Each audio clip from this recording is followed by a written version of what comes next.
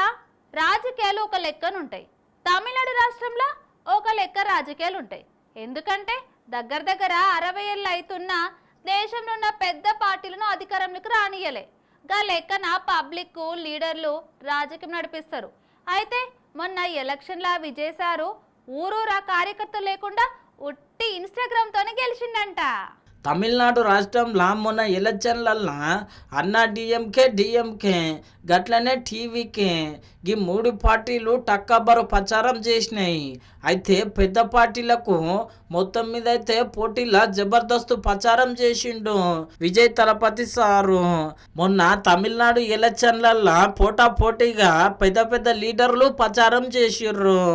అయితే డిఎంకే పార్టీకి ఎన్నో ఏళ్ళ చరిత్ర ఉన్నది, అందుకే చాలా మంది కార్యకర్తలు కూడా ఉన్నారు. గట్లనే అన్నా డిఎంకే పార్టీకి కూడా చాలా మంది కార్యకర్తలు ఉన్నారు. కాకుంటే టీవీకే విజయ్ సారు పార్టీకే కార్యకర్తలు లేకుండే. ఇక సారు పబ్లిక్ను నమ్ముకొని మొత్తం మీద అయితే పబ్లిక్లకు పోయిండు. మొత్తం మీద అయితే తమిళనాడు రాష్ట్రంలో అన్ని పార్టీల కంటే ఎక్కువ సీట్లు గెలిచి సీఎం కుర్చీలో కూర్చున్నాడు. ఇక సీఎం కుర్చీలో కూర్చున్నాక ఇక మాజీ సీఎం స్టాలిన్ సారు ఏమన్నాడో ఈనుండ్రి. எந்த பணியும் செய்யாம வாக்காளர் சந்திக்கல, பாகமுறை நியமிக்கல, பூத் ஏஜென்ட் அமைக்கல, இன்னும் சொல்லணும்னா கவுண்டிங் ஏஜென்ட் கூட பல இடங்கள் நியமிக்கல. அப்படிப்பட்டவர்கள் இன்னைக்கு வெற்றி பெற்று ஆட்சி கொண்டிருக்காங்க. அது தவறு இல்லை. ஆனா அதை என்ன நடந்திருக்கு சோசியல் மீடியா. சோசியல் மீடியா வந்து இன்ஸ்டாகிராம் சொல்லக்கூடிய அதை பயன்படுத்தி ரொம்ப சோகமாக சிறு பிள்ளைகளை குழந்தைகளை பிரச்சாரம் செய்ய வச்சு அவர்களை அவருடைய பேரன்கள், அவருடைய தாத்தாக்களை, அப்பாக்களை, அம்மாக்களை, அவங்க வீட்டில் இருக்கிற பெரிய விதத்துல அந்த குழந்தைகள் மூலமாக பிரச்சாரங்களை பற்றி ஒரு திட்டமிட்டுள்ள பணி மட்டும் முடிந்திருக்கு. ஆக அது நம்முடைய கணக்கு தெரியாமல் போய்விட்டது. అగో విన్నారు కదా, బూత్ లెవెల్లో ఏజెంట్లు లేకపోయినా మొత్తం మీద అయితే ఇన్స్టాగ్రామ్లో బాగా రీల్స్ అప్లోడ్ చేసి ఇన్స్టాగ్రామ్లో మొత్తం ప్రచారం వీడియోలు పెట్టి తమిళనాడు పబ్లిక్ను మొత్తము ఆయన దిక్కు తిప్పుకున్నాడు.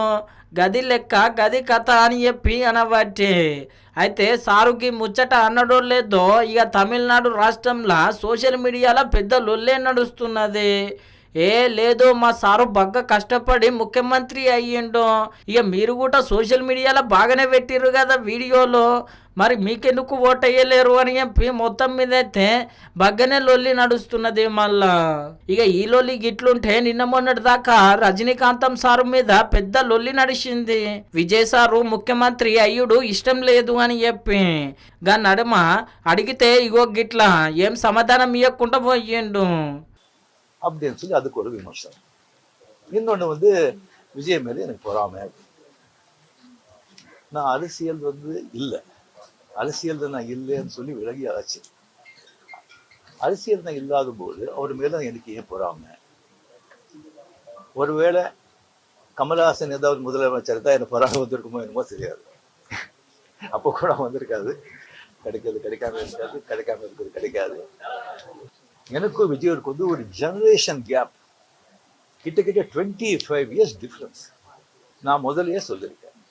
நான் விஜய் நான் இது கம்பேர் பண்ணிக்கிட்டா அது எனக்கு நல்லது இல்லை, கெட்ட பேர். விஜய் என்னை பற்றி கம்பேர் பண்ணிட்டா அவருக்கு நல்லது. சின்ன வயசுலேருந்து அவர் பார்த்துட்டு இருக்காரு. அவர் சிஎம் ஆனதுல எனக்கு என்ன போறாங்க?